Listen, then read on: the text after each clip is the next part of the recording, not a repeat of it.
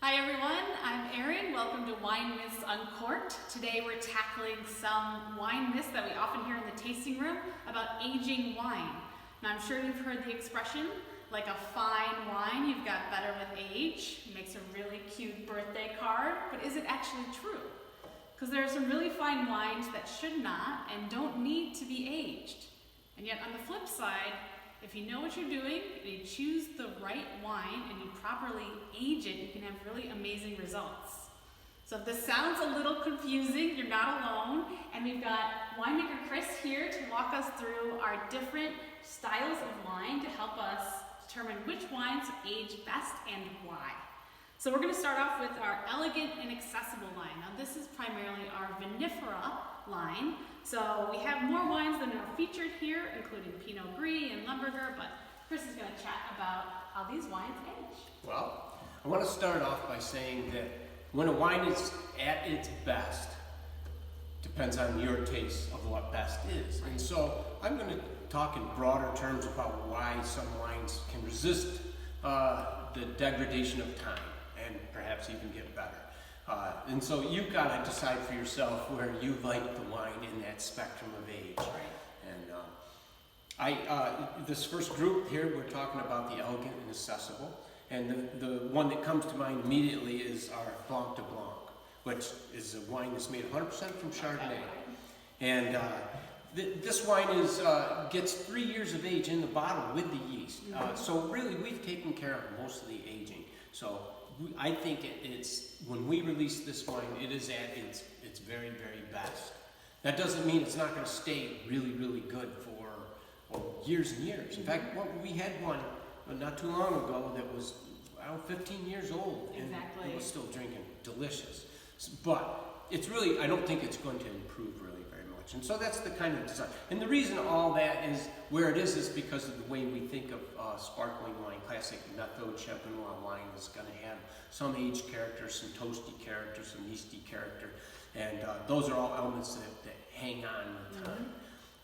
Other reasons wines can age is for instance, people always think of red wines as being the most ageable, and vinifera reds have a fairly high tannin content in them, and that's one of the reasons we put them in barrels lots of times, is because this tannin content can be harsh and gives your tongue that drying sensation.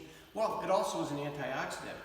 And so over time, when oxygen's getting in there, the tannins absorb that oxygen and protect the other components of the wine that give it the fruitiness and brightness. And so those tannins, when they absorb oxygen, they get silkier and smoother and contribute to a better texture in the wine. That's why we put them in barrels, because barrels are porous and they allow a little bit of air in there and help evolve those tannins into a more drinkable product. Riesling, it ages well for other reasons. It is a very low pH wine, so it tends to be a little more reductive, which means less oxygen and more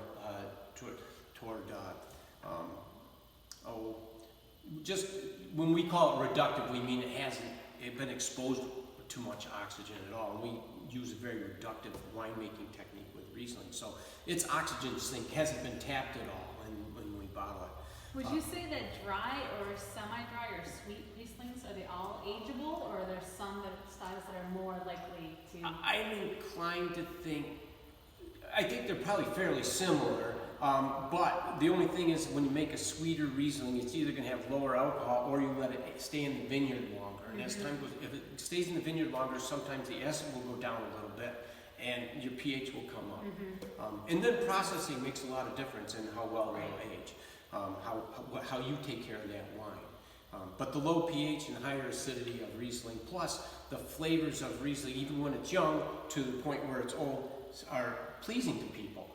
They go even through this stage where we call it petrol, where there's a little kerosene smell that creeps in, and somehow that just really works with that Riesling fruit. If the fruit's still there, it's still good, It's because Riesling, that's what makes Riesling such a cool wine, and they'll age for decades. And we've had them from our earliest years, and they're still delicious wines. Absolutely. Something else. What about Chardonnay? Well, Chardonnay, I think probably of this group, and I'm sorry, but probably the least ageable. because we've done most of that in barrel. Right. It's aged in barrels, and it gives it that a little bit of buttery, some butterscotch. It's a little plumper and rounder because of that age in the barrel. But we've stolen some of its years away from it. Right. So drink it within a few years, up to 5 years. Although that's not to say never. I mean, I've had some that are quite a bit older. You just had it 2011. I know it was Yeah. delicious. I was so surprised. But they get a little spottier, you know, depending on how they've been aged and where they've been aged and all, and out of the light and all those important things. Absolutely. Now down here, Aaron, right? Go on, everyday enjoyable. Don't skip over these guys. Yeah. Don't skip over Since I enjoy them frequently. The bubbly Candeo, the long stem white and the long stem red, we call them everyday enjoyable, and they're really not wines that are designed to cellar for a long time. Right. That's not to say that if you go down your cellar and you find one that's 5 years old, you should throw it out, because it'll still be good, I guarantee it. But they aren't going to necessarily improve. They've got that nice balance between the vinifera and the real fruity wines to go well with food. And when we bottle them up, they're really very close to their peak. I'd probably say, after a month, they're like kind of at their peak. They'll stay there for years, but you're really not going to gain anything by laying them down. Great. And, Good to know.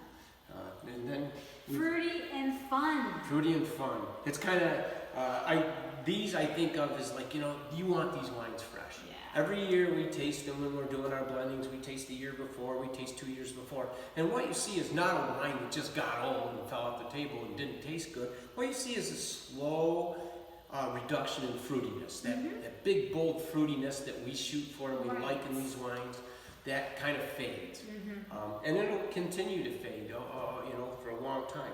So, if you like fruity, and that's what these wines are made for, drink them young. Drink them Got young, And lastly, we got our dessert wines in port. I have not seen one of these die of old age. Absolutely. And we've had them from very early in Lakewood Vineyards history. They just change and get more interesting. And, port, especially on some of the better vintages, I found that those wines, they've held in there really long. Once in a while, I find a bottle that has kind of gone tawny, it's gotten all kind of coffee color. Yes. I don't really particularly care for it at that stage. But others I've had that are 15 years old or more, and they're still. You had someone call you the other day, Yeah, this morning, as I was gathering notes for this, we had two photos come in. One was a picture of a 2001 port that Vintner's Tale was enjoying, and then there was a 2005 port Olaf S. in Sweden was enjoying and was wondering if we could ship him some more. So there you go. That's been gone for decades. But these ports, I think they definitely have a following. They are probably the wine that I hear the most about people aging and having huge collections of many, many vintages in their cellar. So that's exciting to taste through and see how the wine has evolved. Yeah, I always worry when I lay wines down to age if I'm going to live to drink them. So there you have it. So don't take too long. Well, this has been very helpful. Thanks, Aaron. Thank you very much, and thanks for joining us.